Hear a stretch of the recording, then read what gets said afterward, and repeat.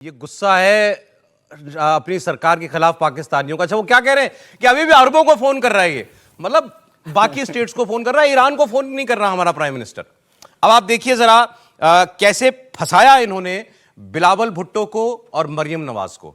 दोनों आने वाले वक्त के प्रधानमंत्री हैं पाकिस्तान के, ऐसे घर में पैदा हुए हैं, दोनों एक एक बार तो प्रधानमंत्री बनेंगे, लेकिन इनको घेर घेर के पूछा जा रहा है, अरे मैडम, अरे सर, वो नोबेल अभी भी देना है, ट्रंप को अभी भी नोबेल देना है। आप देखिए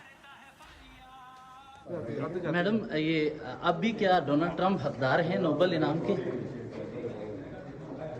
शहबाज साहब की हुकूमत अब भी इनाम इस हवाले से स्टेटमेंट करेगी, आगे बढ़ेगी कि देना चाहिए नोबेल इनाम। शहबाज साहब जो पाकिस्तान के लिए कर रहे हैं, अच्छा कर रहे हैं। सर क्या कहते हैं, ये जो अमेरिका का नाम नहीं लिया जा रहा, मजम्मत करेंगे? अस्सलाम वालेकुम। ट्रंप के नोबेल इनाम के आप भी हामी हैं?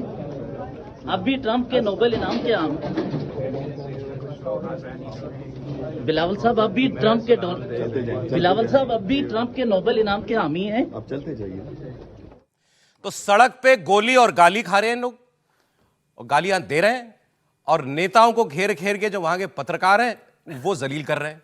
ये हालात बना दिए गए हैं। पाकिस्तान की सिचुएशन बड़ी डेलिकेट है इस वक्त। और ये पहली बार नहीं हुआ, 1979 में पूरा अमेरिकन एम्बेसी को जला दिया गया था। अच्छा। और 2006 में जब ड्रोन अटैक्स हुए थे उस समय भी अटैक हुआ था, 1996 में अटैक हुआ है, और अब ये दूसरे दिन में ये दूसरी घटना है। तो जाहिर है कहीं ना कहीं कॉम्प्लिसिटी ऑफ द गवर्नमेंट दिखती है, क्योंकि इस तरह इतनी बड़ी भीड़ भी अगर किसी कॉन्सुलेट में घुस जाती है, एम्बेसी में घुस जाती है, तो वो माना जाता है कि सोवरेन स्टेट पर अटैक है।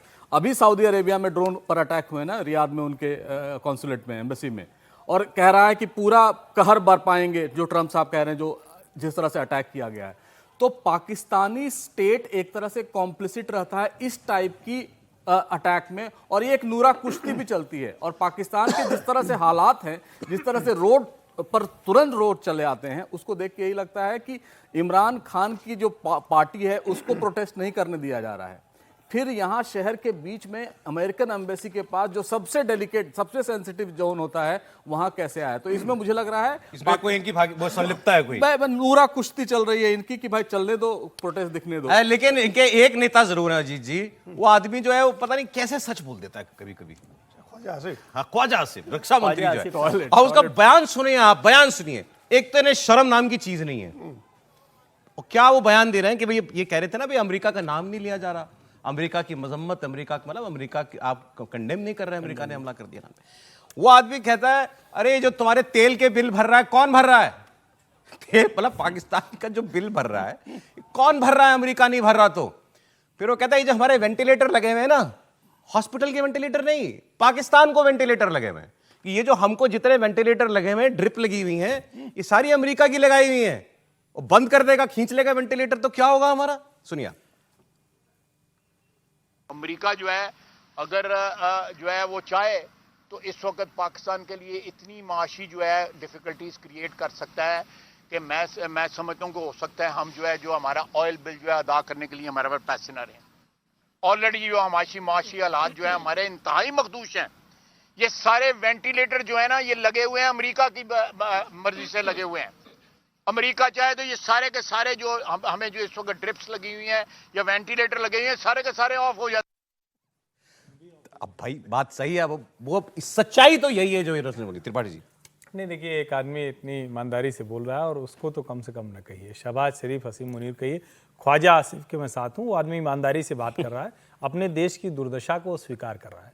वहाँ ये जो भीड़ निकली है, मैं कुछ रिपोर्ट्स पढ़ रहा था, तो जो बहुत ज़्यादा नहीं आया है, कोई वेरीफाइड सोर्सेज होते नहीं, अभी अजीत जी ने बताया ही नहीं कि इस दौरान सबसे ज़्यादा झूठ बोला जाता है, लेकिन ये कहा जा रहा है पाकिस्तानी एयर बेसेज का भी इस्तेमाल किया गया है, क्योंकि जो ईरान को अगर दो हिस्से में बांटे तो जो 60% हिस्से पर हमला हुआ है, पाकिस्तान से सटे हुए जो शहर हैं वहां पर भी हमला हुआ है।